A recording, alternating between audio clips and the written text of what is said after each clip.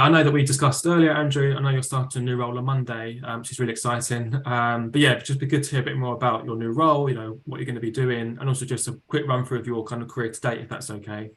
Yep, no worries. On Monday, I'm going to be joining Samsung in their commercial marketing department as an analyst. So it'll be very interesting because I've worked at Samsung in the past, although via a third party field marketing company. So it'll be nice to go back to an environment that I'm quite familiar with, in that I kind of know a bit about the business, at least from the department that I used to work within. So it'll be a nice challenge to kind of learn the rest of the business and bring the skills that I kind of left with back, and also the skills that I've developed since then, and kind of continue to grow with them as well. Looking forward to it, and looking forward to kind of across with data from across the whole of Europe, and not just the UK for them. In terms of my background, as I said, I've previously worked for Samsung, although via a third-party field marketing company. Worked on that contract for 6 years, going from an insight analyst to a senior analyst, and then finally to the insight manager for the home appliances field marketing department. Focused on kind of proving that our field marketing team was having the right effect and a positive effect in stores in the UK.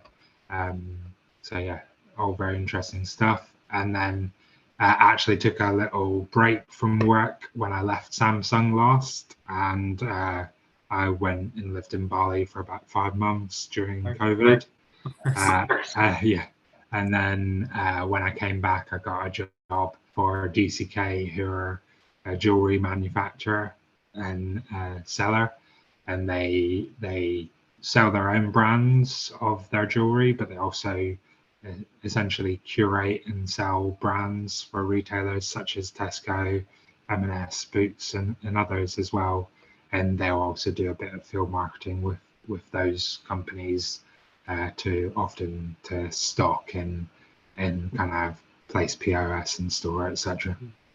Okay. And for those that don't know, can you just explain to us what field marketing is, and I guess within that, what you would look at in terms of analytics? Yeah, no problem.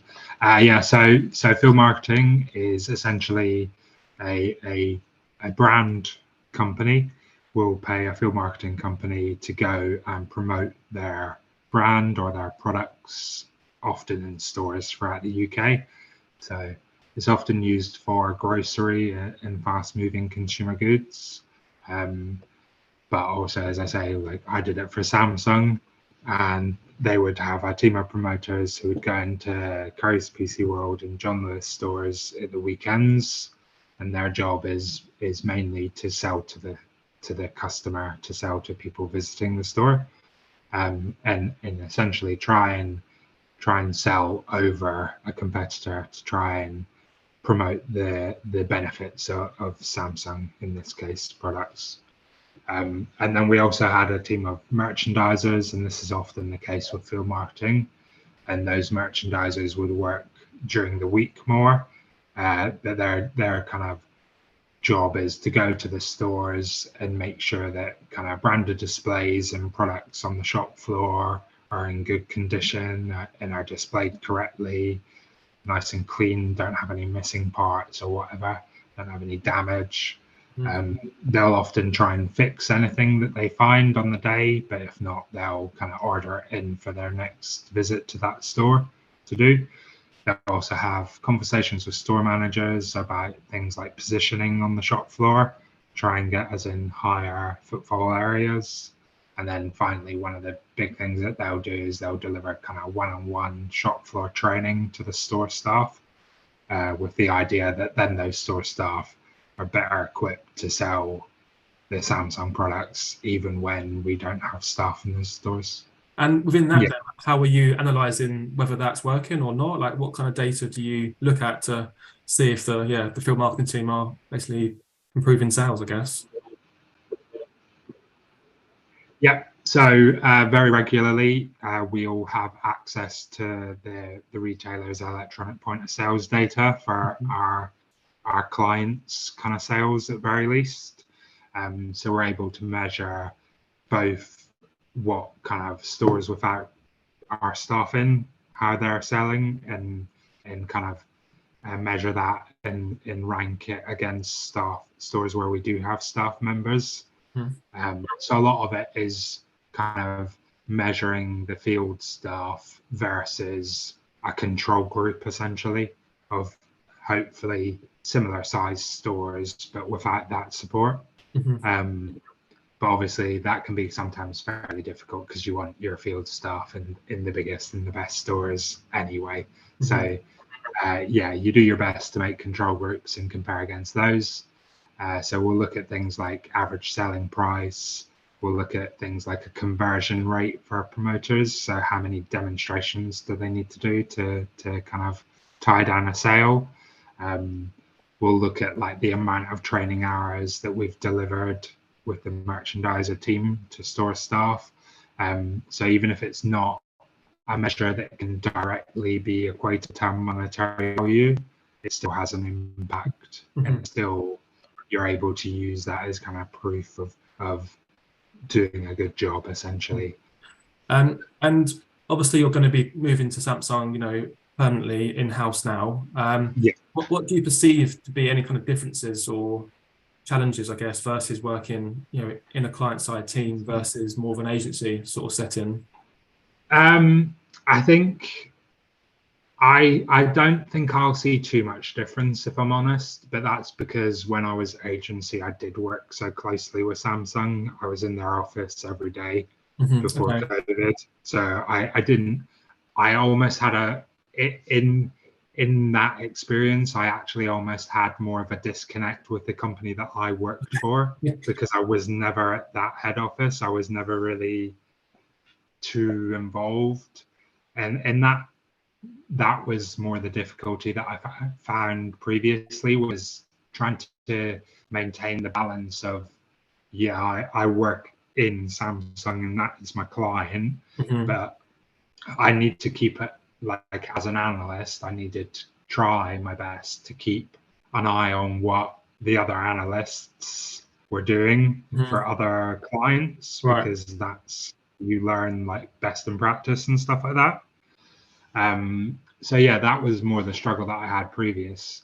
And also the reason that was always quite difficult is because field marketing is very, very heavily weighted towards things like grocery and fast moving consumer goods. And albeit working for Samsung, you'd expect it to be fast moving consumer goods. I was on the home appliances team. So fridges, freezers, washing machines, ovens, etc. And they are less fast moving because by and large people only get them when they need to replace or when they're like redoing their kitchen or something like that makes them think, actually I want better than what I currently have, or I need to replace because it's broken. So I think a lot of the time I had to be really specific about what I picked and learned from other kind of analysts working for different clients. But that was just because, yeah, Samsung was so specific that kind of a lot of what would be done for more grocery or fast moving goods wouldn't really have the same impact for what I was doing. But then benefit, I could do like an ASP evaluation and my results would be 10 times better than any of the grocery people, because they're obviously selling like a Kit Kat for £1, whereas we're selling a fridge for £5,000 at some levels, kind of thing. Are there any kind of myths within analytics that you've heard or that you've experienced yourself that actually aren't the case and should be, dispelled, really? I think it's mainly that you just need to be like some expert mathematician. I don't think you do. A lot of the time I believe that they're kind of this simpler mathematics will often be better because you kind of keep it a bit more simple, and then it's a lot easier to kind of explain to your audience and get them to understand what you're saying as an analyst. Mm. So I think that's one of the important things, is that you got to remember that you're not always going to be explaining your formula or your methodology to somebody that has a great kind of maths background. So almost, as I say, sometimes it's a little bit, the simpler the better. If I do like a simple percentage uplift. In terms of advice to other people that want to get into analytics, perhaps they've got, a few years experience in another industry or related industry, what would you kind of give advice in terms of people wanting to move across? I mean, I saw on your CV that you're self-taught on some of those tools that you mentioned. So what's your view and kind of advice for people wanting to get into analytics? I think anything you can do on your own in your own time, it's not always easy, but anything that you can do to kind of learn stuff. I'd learn one of the big three kind of data visualization tools: Power BI, Click, or Tableau. I think if you have knowledge in using those, that helps a lot, because you can lean into being really good at like visualizing the results, which is something that's only kind of recently new in analytics. Often it was very much kind of like Excel spreadsheets and stuff like that, or kind of reports in PowerPoint. And now we're going so much into, everybody just wants dashboards that are automated and stuff like that. So if you learn a tool like that, that's a really good step in the right direction. And then I just think if it's something that you're kind of looking towards getting into, it's just kind of making sure you know what your skills are, so that you, as I said, kind of go for the role that is more suited to you. So you might think you want to be an analyst, but actually like a developer or a data scientist will better suit your skills. I think the most important thing for an analyst is the ability to think outside the box. So I've seen people that are great at the math side of things. You ask them to go away and do a bit of analytics on X, Y, or Z. They know exactly how to put that formula in place. They know exactly how to come to the right answer, but then they struggle to move past that point. They struggle to then think, right, this is giving me a positive or a negative result.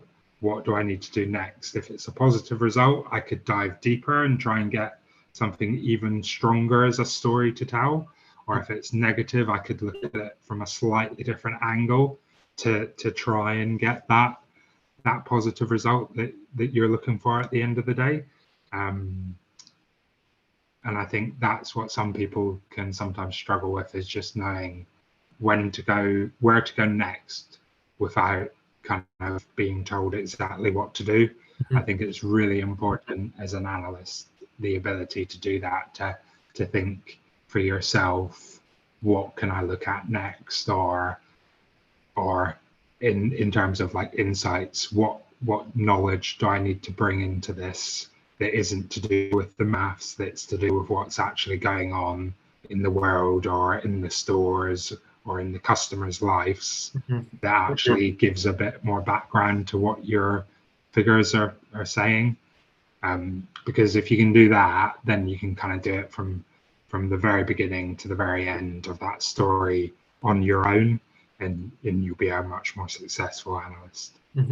I mean, we're certainly seeing a lot of people from different backgrounds get into analytics. It hasn't got to be math, statistics. It can be law, can be English, really can be anything. If people have enough curiosity and kind of want to apply themselves, then really you can do anything, I would say. And if you've got those kind of communication skills and able to spot the story, then certainly that's a good sort of platform to get into analytics and be Yeah. able to do the strategy kind of side of things. So that's really interesting. Just finally, I mean, it's been said for quite a while now that data is the new oil, and data has exploded in the last 10 years, and it's only going to get bigger and bigger. I mean, how do you see things kind of progressing from here in terms of how companies use analytics and the tools and whatnot? Every company I've been with since I started with the Samsung contract originally, I've seen all those companies wanting to move forward in their data and be better in their data. A lot of that is adoption of data visualization tools, because not only does it visualize it, it also automates the process for you. So it's a very big time saver. And that time saver then allows for the extra information in terms of gathering the feedback and gathering the reasons why. So yeah, I think pretty much every company is going to be looking towards adoption of a data visualization tool. But I also think a lot of companies will be moving towards kind of having a distinct data science department within them, because I do think there's a very big difference in what I do as an analyst and what a data scientist does. For me, a data scientist is more pure mathematical learning to try and kind of predict the future, almost to predict what's going to come up that might be a hurdle for a company, or to pick up something that maybe they need to act quickly to really get the most benefit from a certain period of time or whatever. So I think data scientists are going to become kind of a little bit more separated from the analytical department. Okay. And they're going to be a bit more standalone. And then I think the analytics department will of companies will, what I've seen is going to continue to actually kind of get closer to the rest of the business departments, specifically kind of like product managers and marketing departments is the ones that I've seen that move to in the past, to just be closer intertwined with those departments to make the communication of the so what, of the reasons why, to make that easier to be put into the reports, essentially. So yeah, I think that's the main improvements that I think we'll see, is kind of more internet analytics and stuff like that, Google Analytics, Amazon Analytics and stuff like that playing a bigger part, but also the data visualization side of it.